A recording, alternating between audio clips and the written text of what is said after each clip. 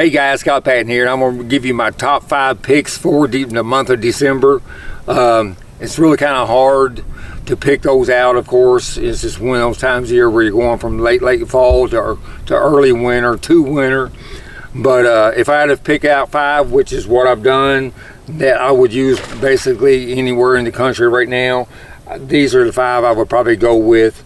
And so I'm going to start out, of course, an easy pick for December, which is going to be a good bait all the way through the winter. It's going to be an A-rig.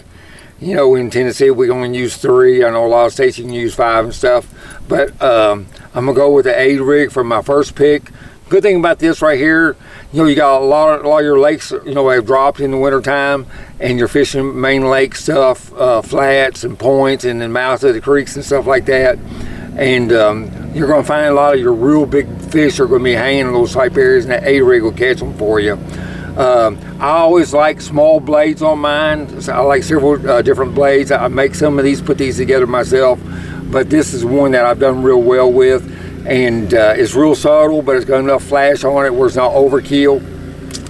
But this is a bait, of course you've got to have tied on. I'll either throw it on 25-pound test fluorocarbon, Seaguar fluorocarbon, or I'll throw it on 40 or 50-pound test Seaguar braid, okay? And you want to throw it on like a 7'4" to 7'6" rod, heavy action, and just makes it easier to fish this thing all day long with that heavy rod, because it pulls so much on you, it'll really wear your arms out, and especially if you're not used to fishing it. So make sure you got a good stout rod, something you can lob this thing out there with and fish this thing. In the month of December, it's going to catch you a lot of good quality fish. A lot of times you can get 2 or 3 fish on it. And if you're in a state, you can find out if you can use 5 or if you can use 3.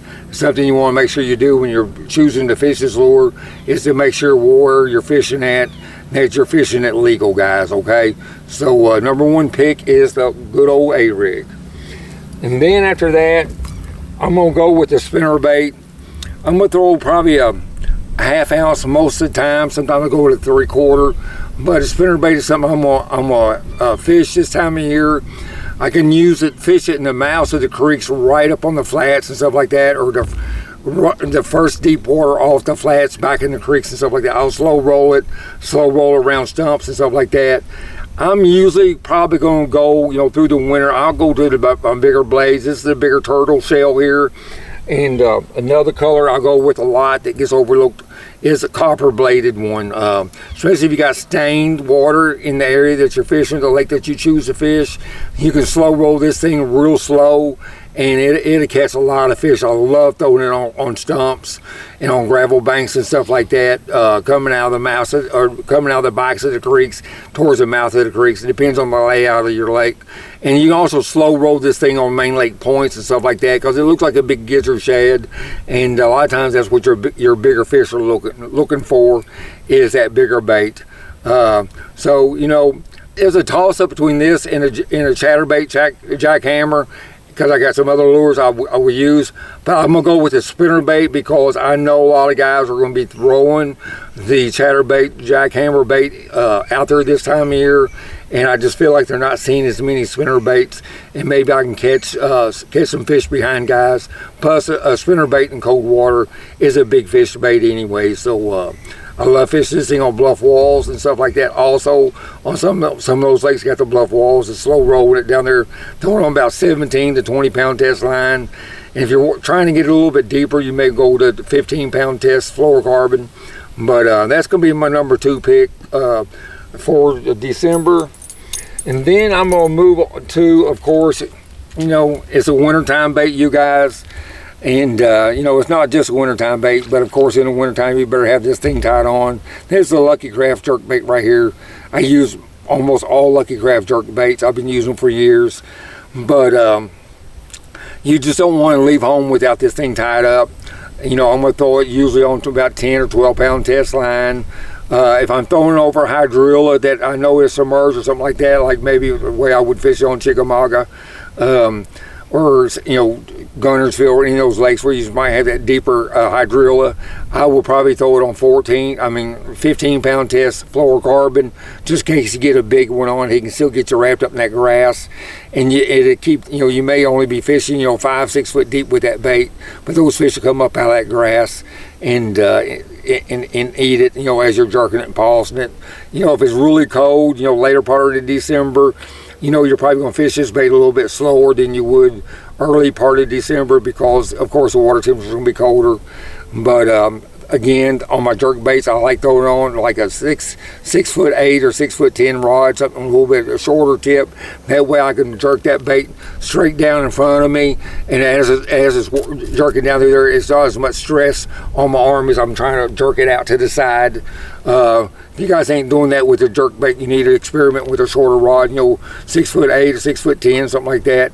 It's a whole lot easier, and you can fish a lot longer throughout the day without the stress on your arms. So my number 3 pick, of course, is right here, is my Lucky Craft jerk bait. And then is another good bait that is just an all-time wintertime. It's a wintertime bait.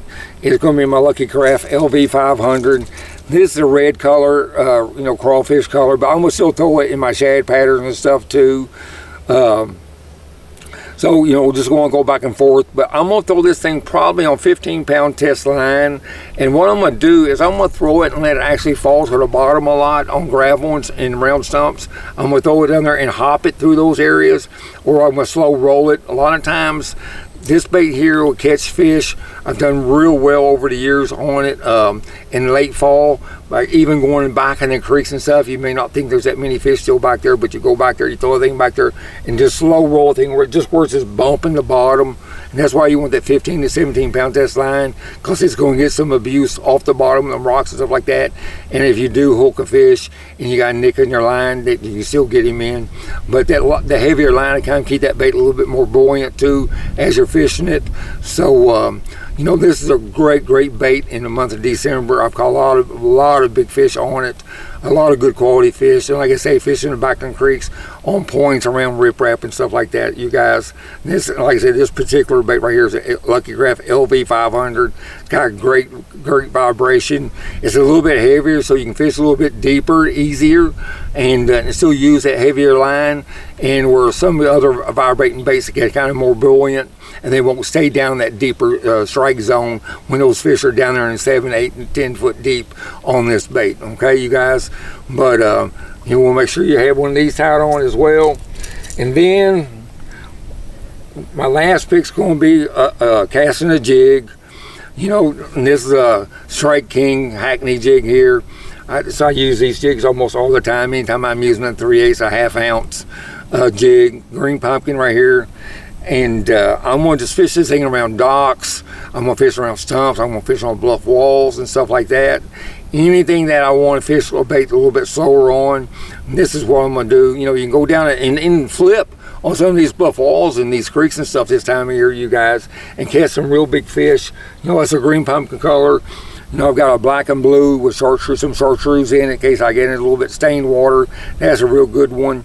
And you don't want to go fishing without that. Like I say, you can fish this bait. I usually use 3/8 or half-ounce, like I said. And you can fish this bait deeper, or you can fish on bluff walls and stuff like that. You can fish it deeper around cover, on lay downs and stuff like that, coming out of the backs of the creeks, where there's still going to be a lot of fish staging in those channel banks back in the creeks. And as they have not moved back out, and a lot of the bait may still be in the creek, so those fish are going to still be hanging out there. I love to flip this around docks and stuff like that as you go into December and late December. But you want to make sure you've got that jig tied on, and I'm going to probably fish it on 17, 20-pound test line. If I want to go deeper, I'll probably go to 15, fluorocarbon always on this. But there's another bait right here, you guys, you want to have tied on in December. I appreciate you guys following this. Hopefully this will help you guys out on your December fishing.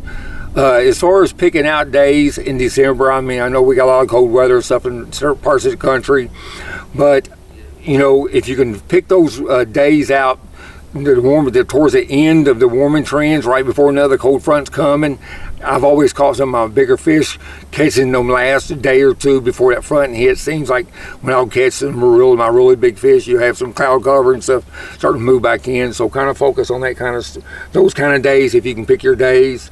But there's not as many people on the water in December, so if you guys can get out, and if you don't mind, dealing with the cold, bundle up, take an extra change of clothes. You never know, somebody's going to get wet, and I've had that happen before. Your rain gear is one of the best things you can wear in the wintertime, because it's going to block that wind from penetrating through your clothes. I have a lot of guys come down and want to fish in the wintertime with just like bib overalls and stuff on, but you're running up and down that lake, that wind goes right through that cotton clothing and stuff like that. So some type of rain gear over those heavy clothing will help keep you a whole lot warmer out there. So that's a little extra tip there as far as your wintertime fishing. And I hope you guys, as I help you out, be sure to subscribe for me, follow along, and we'll see you next month, guys. Good luck.